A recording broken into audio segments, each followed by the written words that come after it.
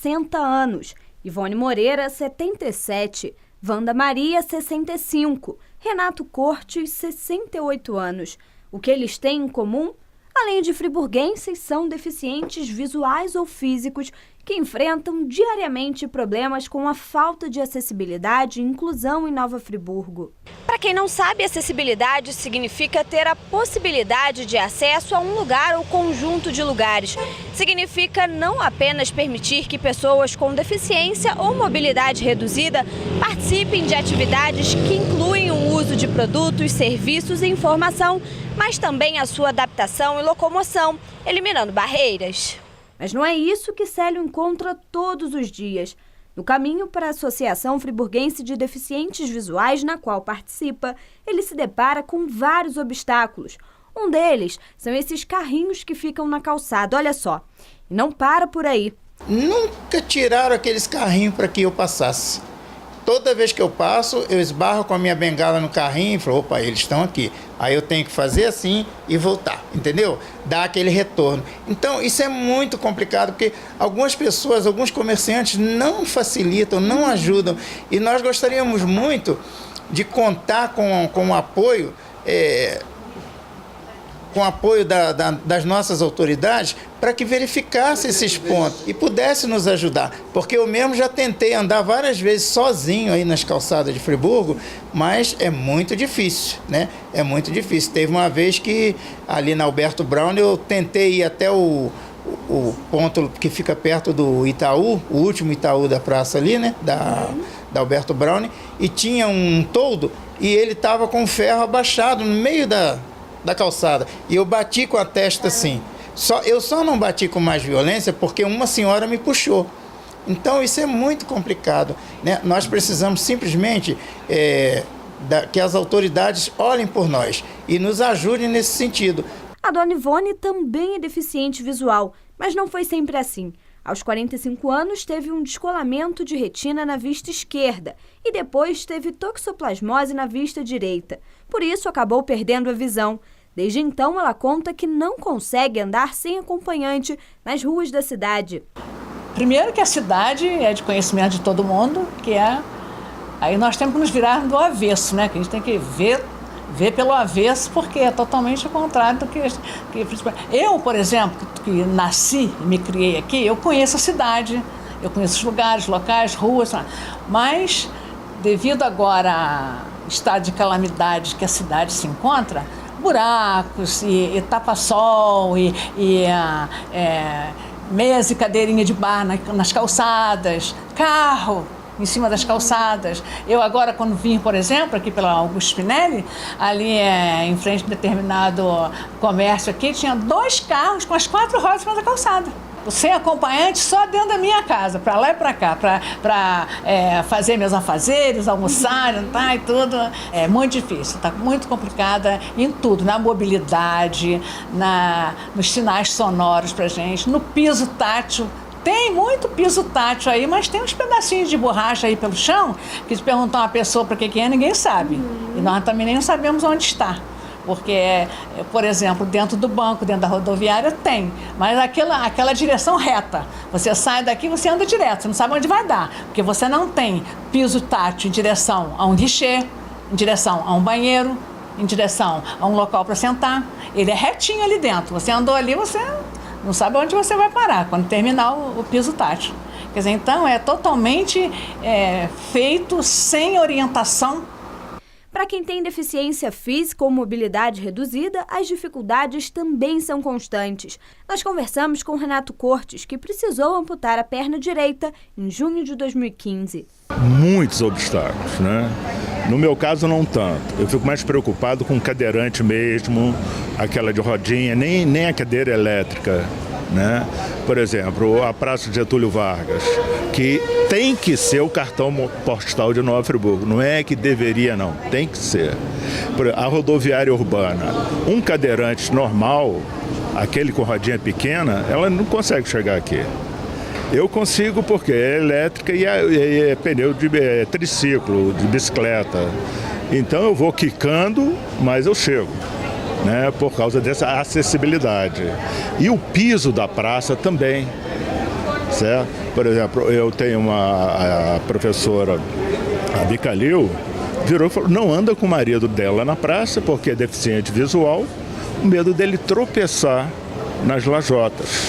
Esse tipo de acessibilidade no centro de Friburgo, tá? Que é onde eu circulo com a maior parte, né? Justamente me leva a pensar nos outros. Esse deficiente visual, as mães com as suas crianças, para visitar a praça, o parque, o chafariz, né? Como é que eu vou levar a criança? Como é que eu vou andar nesse piso de lajota? Eu vou, né? Eu vou quicando, mas eu vou quicando, né? Igual bola de futebol, certo? E as rampas, certo? E analisando aqui, não tem acesso o cadeirante à rodoviária urbana. Então, como é que eu vou pegar o ônibus? Não sou eu não pego ônibus, eu moro no centro. Eu penso nesses meus amigos cadeirantes, como é que eles fazem para pegar, certo? Por exemplo, se ele pega no bairro dele, consegue entrar no ônibus e chegar aqui na rodoviária, como é que ele vai sair daqui? Se alguém não ajudá-lo, certo? Então são essas pequenas coisas no centro da cidade, eu imagino nos bairros, deve ser bem pior. E as barreiras não param por aí. Renato contou ainda que um conhecido cadeirante ficou cerca de 3 horas no ponto de ônibus para conseguir ir para casa. Motivo? Elevadores dos coletivos não estavam funcionando. Ele lembrou também sobre as questões ligadas às rampas de acesso. Eles construíram rampas, mas nós vamos ver que tem rampas excelentes e tem rampas que, meu Deus do céu, nem eu tenho que usar o pé para conseguir subir. Imagina quem tem cadeira de roda mesmo. Eu venho, é elétrica, eu acelero, empurro com o pé para poder subir a rampa. Agora, tem rampas boas, certo? Tudo certinho. Porque eu acho que essas rampas que foram construídas, porque tem a BNT, então os caras perderam tempo para estudar como é que tem que ser rampa, certo? Mas a grande dificuldade aqui chama-se as ruas, o acesso às ruas. Por exemplo, eu venho do Suspiro, eu passo por aqui. Eu venho quicando, certo? Mas um cadeirante, uma pessoa, um deficiente visual, ele não consegue atravessar esse pedaço. Por quê? Pelo desnível do paralelo. Aí teve a professora Isabel, que é esposa de outro cadeirante, o Fernando, e conversando comigo, ela falou assim, Renato, seria ideal cimentar essas passagens. Aonde tem um sinal, então não é criar quebra-mola, mas aonde é que tem sinal, com a faixa de pedestre, faça de cimento. Não estou falando nem asfalto. Estou falando nem de asfalto. Estou falando faça de cimento. Passa por cima do paralelo, cria uma faixa. Para quê? Porque aí o deficiente visual vai passar, o cadeirante vai passar, inclusive até eu vou passar. E os idosos também vão passar. Enquanto eu estava esperando vocês, eu vi uma senhora com uma bengala para atravessar ali. Quase que ela tropeçou lá naquele buraco ali. Então, é tanta coisinha, eu não gosto de reclamar muito não, eu gosto de encarar a coisa, mas as outras pessoas sofrem bem mais. E os problemas vão muito além dos estruturais. Wanda, cega desde os 40 anos, contou sobre a carência de atividades de lazer na cidade. A gente não tem um lazer assim que inclua a gente com mais facilidade. A gente não tem um lugar para você frequentar, que você possa ir, por exemplo, sozinho. Não tem condições de você, nenhum tipo de lazer que eu conheça, que você possa ir sozinho, que vá atender você. Você se sente muito excluído. Eu acho que a gente é muito excluído. E quando a gente vai, a gente sempre é visto assim de uma maneira como um incapaz, sabe? Ou então com muito cuidado, as pessoas ficam com muito cuidado com a gente, como se a gente não fosse conseguir dançar, como se a gente não fosse conseguir fazer uma caminhada, como se a gente não fosse conseguir se divertir de uma maneira plena, como se você fosse numa praia e não fosse conseguir sentir o vento, a água. tocando nos seus pés, como se você não fosse ouvir. E você não tem a visão, mas você ouve, você fala, você sente, você se comunica. Até há pouco tempo, há poucos dias, uma pessoa falou comigo de viajar e em seguida ela falou comigo, não adianta, você não enxerga. Olha, foi assim, como se a pessoa tivesse me dado um tapa. Só que a pessoa falou e nem sentiu o que falou. Me falta visão, mas me sobram todos os outros sentidos. E não me falta a visão espiritual, que é mais importante. Eu tenho todos os outros sentidos intactos, graças ao bom Deus, e tenho a minha visão espiritual, tenho a minha alegria. Eu estou viva, eu não estou enxergando, mas eu estou viva, eu posso participar de tudo. Então aqui em Friburgo falta muito essa parte de lazer, falta a parte cultural. Nós tivemos há pouco tempo assim, uma surpresa que foi maravilhosa, um teatro com audiodescrição. Musical 78, isso, que foi com audiodescrição. A cada um de nós, deficiente visual, foi dado um fone e uma pessoa, a professora Beatriz, fez a descrição de tudo que acontecia no palco enquanto não era... Mas foi lindo, foi maravilhoso. Chega a me arrepiar em falar como a gente participou. Então, outras coisas nesse sentido, seguindo essa linha, deveria ser feita, seguindo, dando mais oportunidades para a gente participar mais ativamente. Porque a gente vai a muitos eventos que, de repente, está todo mundo rindo, a gente fica com cara de bobo, né? A gente não sabe por que está todo mundo rindo, por que está todo mundo batendo palma. Então, não custa fazer um evento desse que atinja a gente, que a gente possa participar mais ativamente. Então, nessa parte de lazer, eu acho que falta muito. E falta muito também o que? O nosso ir e vir. Você poder ir sozinho numa sorveteria para tomar um sorvete. Eu moro num lugar tão fácil que é Alberto Browne. Mas ia atravessar Alberto Browne para ir do outro lado, para ir naquele supermercado grande que tem na Alberto Browne. Às vezes você quer ir lá aproveitar uma promoção, mas ia atravessar aquela bendita daquela rua se não tem um sinal sonoro. Se você mal chega no sinal, aquelas motos começam a acelerar, que você acha que elas vão vir em cima de você. Você não sabe se abriu há muito tempo, há pouco tempo, você não tem coragem de passar. Então, sozinho, para andar em Friburgo sozinho, ou tem que ser muito audaz, ter muita coragem, ou você não vai, porque com medo é impossível. Então, em Friburgo falta lazer, falta cultura, falta acessibilidade, falta o seu ir e vir. Pois é. Faltam rampas de acesso adequadas, faltam sinais sonoros em semáforos, faltam pisos táteis, faltam calçadas niveladas e sem obstáculos, faltam eventos de inclusão. Faltam. A nossa acessibilidade ainda deixa a desejar. Nós estamos agora fazendo um trabalho, a troca dos sinais no centro da cidade. Nós temos planos para colocar alguns sinais sonoros, né? Porque é uma exigência. Então, todo o centro... Isso é uma primeira fase e haverão outras fases. A primeira fase vai ser da Rua 7 até o bairro Ipu, incluindo o Paissandu, a troca dos semáforos. E depois, numa outra etapa, que vai incluir olaria, conselheiro, e tudo isso será incluso numa segunda etapa. Agora, essa troca dos semáforos já inclui esses sinais sonoros que ajudariam os cegos, por exemplo, a atravessarem as ruas? Nós temos, a intenção é essa, nós queremos implantar pelo menos 2 ou 3 nessa situação, porque não se pode implantar em todos os sinais. Os sinais não pode ter rua cruzando.